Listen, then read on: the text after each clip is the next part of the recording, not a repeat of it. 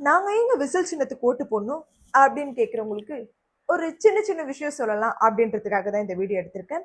என்ன அப்படின்னு பார்த்தீங்கன்னா, நம்மளோட சிஎம் நம்மளோட மு.க.ஸ்டாலின் ஐயா அவங்க வந்து ரோட்டில் நடந்து போயிட்டு இருக்காங்க.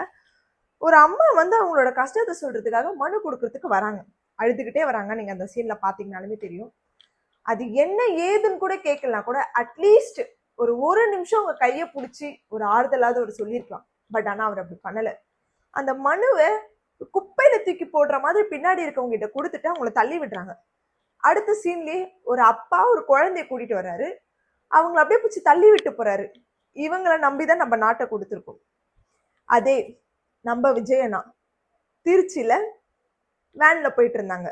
மாநாடுக்காக பிரச்சாரம் பண்றதுக்காக போயிருந்தாங்க. அப்போ அவ்வளோ கூட்டம். அதுல வந்து யாரோ ஒருத்தர், அவர் பேர் கூட தெரியல, ஆனா அவங்கள நம்பி அவங்க கொடுத்த அந்த இளநீரை வாங்கி அவர் குடிக்கிறாரு. அவர் நினைச்சிருந்தா அதை வாங்கி குடிச்சிருக்கணும்னு அவசியமே கிடையாது.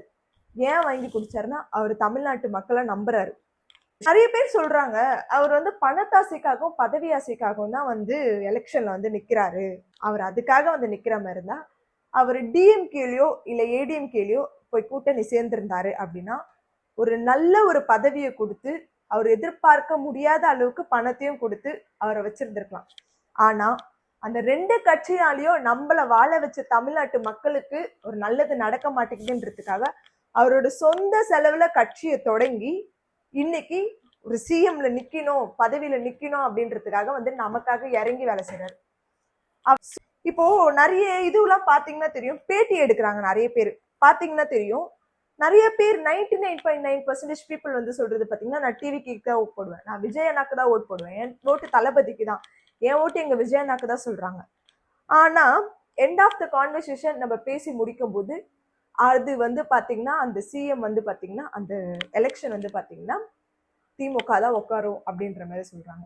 ஸோ எலெக்ஷன்ல எதனா சதி நடக்குமா அப்படின்றது நமக்கே தெரியல. ஸோ அதை நம்ம வெயிட் பண்ணி தான் பார்ப்போம்.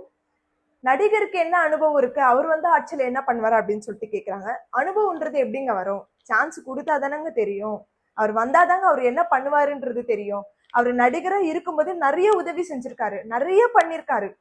ஸோ அதெல்லாம் நீங்க பாத்தீங்கன்னாலுமே தெரியும். அப்படி இருக்கும்போது அவரோட சொந்த செலவுலயே அவர் அவ்வளோ பண்ணும்போது அவர் ஒரு ஆட்சியில வந்து உட்காந்து அவர்கிட்ட பண அதிகாரமோ பதவி அதிகாரமோ இருக்கணும் போது அவர் கண்டிப்பா நல்லது செய்வாரு, கண்டிப்பா செய்வாரு அவர் நல்லது. அது நீங்க வந்துட்டு விஜய்க்கு ஓட் போட்டீங்கன்னா தான் தெரியும். ஸோ தயவு செஞ்சு எல்லாருமே யோசிச்சு உங்க ஓட்டை வேஸ்ட் பண்ணாதீங்க. கண்டிப்பா எல்லாருமே விசில் சின்னத்துக்கு ஓட் போடுங்க. வெற்றி நிச்சயம்.